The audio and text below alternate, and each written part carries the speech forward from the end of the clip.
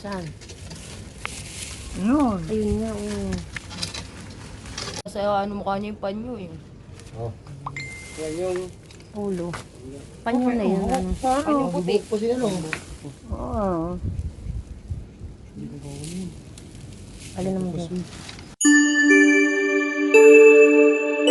Another day, another mini vlog na naman tayo mga karimix. 4 AM at the morning yesterday nga ay pauwi na naman nga ako ng Siniluan, Laguna. Doon ko na nga rin kikitain or makikipagtagpo nga ako sa mga kapatid ko. Para nga maipalipat na namin ng ibang nicho yung pumanaw namin or namayapa naming bunsong kapatid. Kaya naman for today's vlog mga karimix, samahan nyo akong bumiyahe pa Laguna again. Madilim-dilim pa nga that time pero carry lang para maaga kaming matapos. At para nga maaga rin ako makarating. 5 years na nga nakalipas simula nang pumanaw nga yung aming bunsong kapatid. 19 years old nga lang siya kaya naman nakakahinayang sadya ang buhay pero ganun talaga. At fast forward na nga nakauwi na nga ako ng Siniluan, Laguna at nagkita-kita na kami ng mga kapatid ko. At syempre hindi pwede mawala si Mudra at Diyosawa ng aking sister. Punta muna kami sa munisipyo dahil may mga kailangan kaming ayusin bago nga namin maipalipat. Shout out sa suportorero dito sa Siniluan Cemetery, napakabait at napakasipag. Salamat at syempre po. Dumaan din kami dito sa palengke kung saan mayroong pwesto yung may-ari na pinaglilibingan nga ng aming bunsong kapatid. Syempre magpapasalamat kami sa 5 taon na pagtira ng aming kapatid doon sa kanilang nicho. Matagal din na 5 taon kaya naman taus-pusong pasasalamat po sa may-ari ng nicho na pinaglagyan namin. Sa pagtigil nga namin may nadaanan kami kaya bro, umayos-ayos ka. After nga namin dito, dumaan na rin kami doon sa may-ari ng bibilan nga namin ng bagong nicho. At pumunta na nga rin kami sa barangay para nga doon kami magbayaran at magkaroon kami ng kasulatan. Para din maging formal at maayos ang transaksyon at nang walang maging anomalya. Salamat sa mga kapatid ko na lagi kong kaakibat. At syempre sa sisterette ko na ngayon ay talagang katuwang ko na sa mga bagay-bagay. Kaya naman more commission to kampa sa'yo at laging mag-iingat at magpahinga din pag may time. At sa binilan nga namin ng nicho ay maraming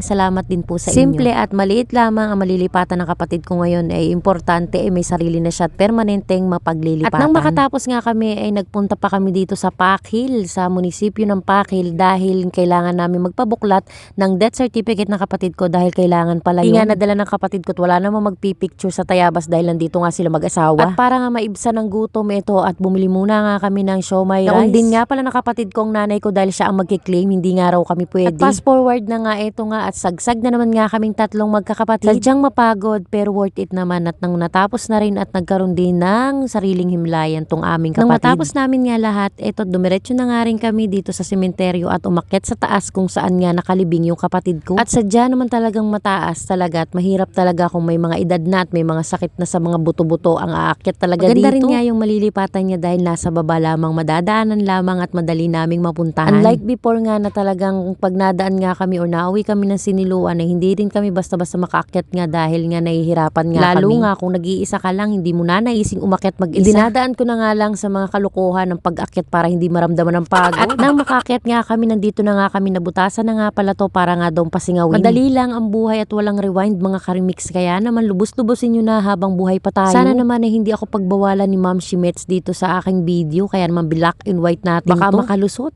Hindi rin ako makapaniwala sa mga nakita ko at ganito pala talaga. Kitang-kita nga namin yung mga buto niya talagang tunaw na nga siya. Diba, hindi natin naakalain na sa ganito lang din ang hantong ng buhay natin. Lahat tayo ay dito rin pupunta sa magiging buto na lamang balang araw. Kaya piliin na natin ang maging masaya. At ngayon pa lamang ay iparamdam natin sa mga mahal natin sa buhay na mahal natin sila at mahalaga sila para sa atin. Dahil napakadali talaga ng buhay mga karimix. Dati nga ako noon, hindi ako natatakot mamatay pero ngayon sinasabi ko na wag na muna, panalangin ko lagi na habaan pa ng Panginoon ang buhay ko. Dahil parang nakukulangan pa talaga ako dahil marami pa akong gustong gawin sa buhay na gustong gusto kong makamit. Kaya naman, go for the goal. May mga bagay din kami na hindi na pagkakasundoan magkakapatid pero hanggang ganun lang din naman at magkakasundo pa rin lalo pag nagkikita-kita na nga parang wala lang nangyari. Kasama na rin siguro talaga sa buhay ng pamilya yun na laging may bangayan o mga bagay na hindi nga na pagkakasunduan. At the end of the time naman kami pa rin naman na magtutulong-tulungan. Salamat din nga pala dito kay Kuya Gerald sa pinsan namin na nag-assist nga sa amin at tumulong nga din dun sa mga mag-aayos nga ng paglilipatan ng kapatid ko. Yung lilipatan nga ng kapatid ko ay dun sa may baba kung saan din nga nakalagay yung mga apartment nga kung tawagin na nicho. Pinakambaba nga yung kapatid ko at solo naman at magkakadikit nga lang sila kaya naman okay din at may space din naman sa harap. Okay naman at hindi na nga kami aakyat ng pagkataas-taas. Ang importante naman mga karimix ay may sarili na bukod doon ay may permanente na nga ang hihimlayan ng aking kapatid. Na magagamit at magagamit din namin balang araw. Aminin man natin yan o hindi, talagang magagamit at magagamit natin yan balang araw. Hindi ko man nga sabihin mga karimix, pero pinaghahandaan ko rin ang aking paghihimlayan. Be practical mga karimix, dahil ayoko rin namang pahirapan yung mga taong may iwan ko pag pumanaw na nga ako. Pero hindi pa naman ngayon, pinaghahandaan lamang.